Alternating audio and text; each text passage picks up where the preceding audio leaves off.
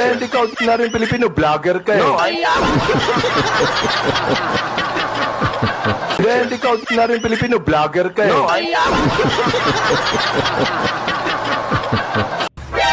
Hindi ka ordinaryong Pilipino. Hindi ka ordinaryong Pilipino. Tama, mali. Ordinaryong Pilipino ako, Mr. Chair. Hindi ka ordinaryong Pilipino, vlogger ka eh. No, I am.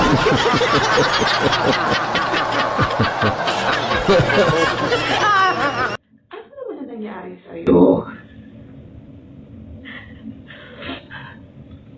Kahit sa ano pa yan itapon mo yan. Kahit paulit-ulit mo yan kurkurin, Pilipino pa rin yan. Kahit ano pang status niya sa buhay, kung pinanganak siyang Pilipino, ayan ay Pilipino talaga. Anong ibig mo sabihin na pag-vlogger hindi na siya Pilipino? Ha? Ang gulo mo. Di ba, pag-vlogger hindi siya ordinaryong Pilipino, gano'n? O ipinanganak siya Pilipino, kahit ano bang trabaho niyan, Pilipino pa rin yan.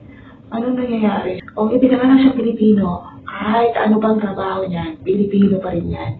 Anong nangyayari? O ipinanganak siya Pilipino, kahit ano bang trabaho niyan, Pilipino pa rin yan. Anong nangyayari sa'yo? Iba ka, pare.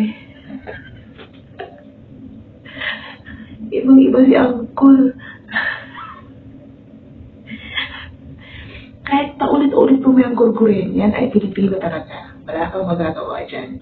Kung ayaw ay sa gusto mo, Pilipino yan. Ipinanganak siya Pilipino talaga yan. Magagawa dyan.